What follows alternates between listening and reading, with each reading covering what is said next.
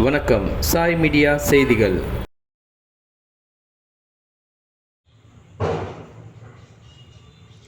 மலேசிய நாட்டில் நடைபெற்ற ஆசிய அளவிலான கயிறு இழுக்கும் போட்டியில் இந்திய அணி சார்பில் பங்கேற்று தங்கப்பதக்கம் வென்ற புதுச்சேரி வீரருக்கு முதல்வர் ரங்கசாமி மற்றும் சட்டமன்ற எதிர்க்கட்சித் தலைவர் சிவா ஆகியோர் சால்வை அணிவித்து வாழ்த்து தெரிவித்தார்.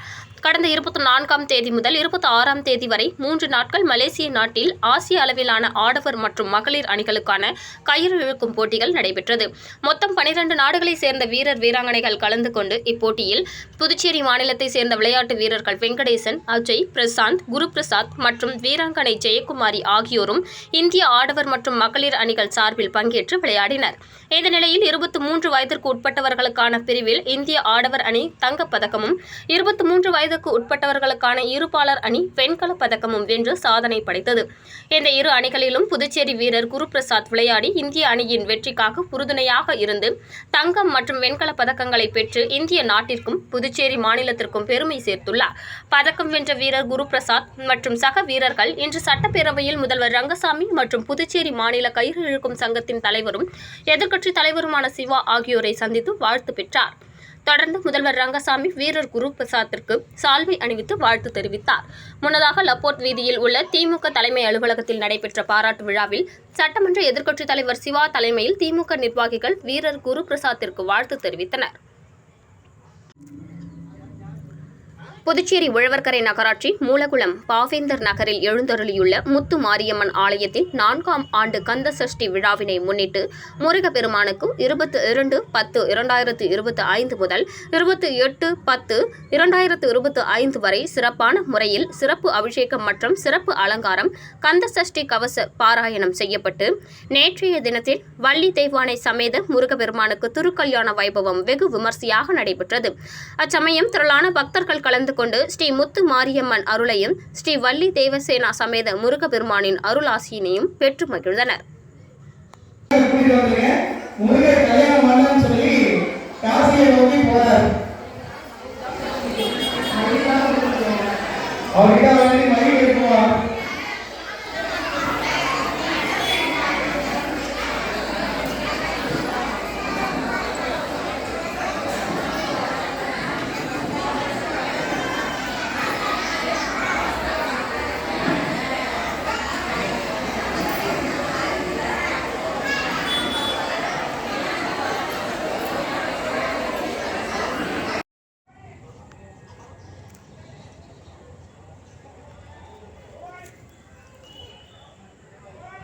கூடப்பாக்கம் கோனேரிக்குப்பத்தில் சுவடுகள் இன்டர்நேஷனல் பள்ளியின் புதிய கட்டிடம் கட்டுவதற்கான பூமி பூஜை நிகழ்ச்சியில் சிவா எம்எல்ஏ கலந்து கொண்டு சிறப்பித்தார்.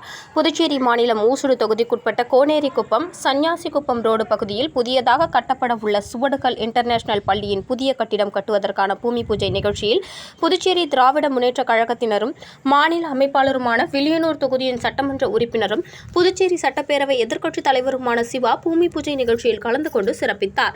இவ்விழாவில் கலந்து கொண்ட அனைவரையும் வில்லியனூர் திமுக பிரமுகர் காசிநாதன் சால்வை அணிவித்து வரவேற்றார்.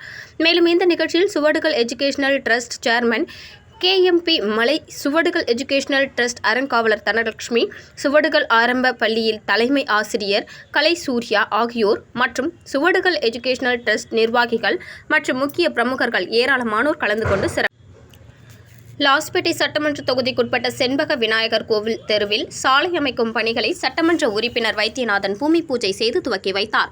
லாஸ்பேட்டை தொகுதியில் தொடர்ந்து அடிப்படை பிரச்சினைகள் ஒவ்வொன்றாக நிறைவேற்றி வருகிறார் சட்டமன்ற உறுப்பினர் வைத்தியநாதன்.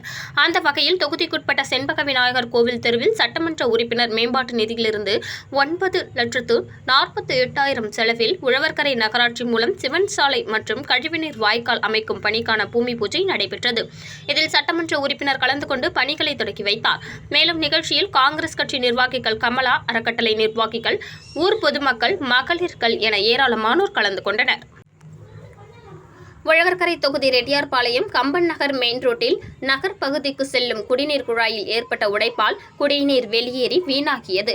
இதனை பொதுப்பணித்துறை ஊழியர்களுடன் இணைந்து மக்கள் சேவகர் உழவர்கரை என் சரவணன் இரவோடு இரவாக கொட்டும் மழையிலும் களத்தில் நின்று சரி செய்தார்.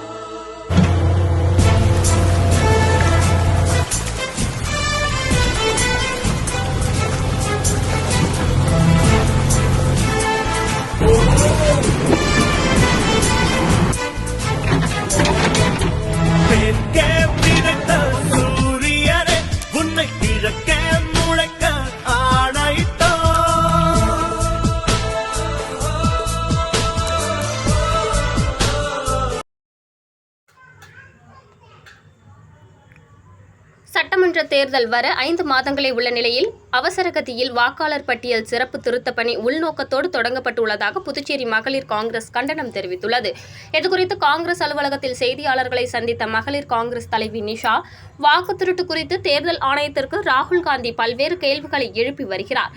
இதற்கு தேர்தல் ஆணையம் பதிலளிக்காத நிலையில் தமிழகம் மற்றும் புதுச்சேரியில் தேர்தல் வர 5 மாதங்களே உள்ள நிலையில் வாக்காளர் பட்டியல் சிறப்பு திருத்தப் பணி குறுகிய காலத்தில் மேற்கொள்வதில் உள்நோக்கம் உள்ளது என்றும் இதனை ஒருபோதும் காங்கிரஸ் கட்சி ஏற்றுக்கொள்ளாது என்றும் கண்டனம் தெரிவித்தார். வாக்கு திருட்டை தடுப்பதற்கு பிரத்யேக செயலி உருவாக்க வேண்டும் என்று கேட்டுக்கொண்ட அவர், வாக்காளர் பட்டியலில் பெயர் சேர்க்க இருப்பிட சான்று அவசியம் என்பதை தேர்தல் ஆணையம் நடைமுறைப்படுத்த வேண்டும் என்றும் கோரிக்கை விடுத்தனர். மத்தியில் ஆளும் பிஜேபி அரசு மாநாடும்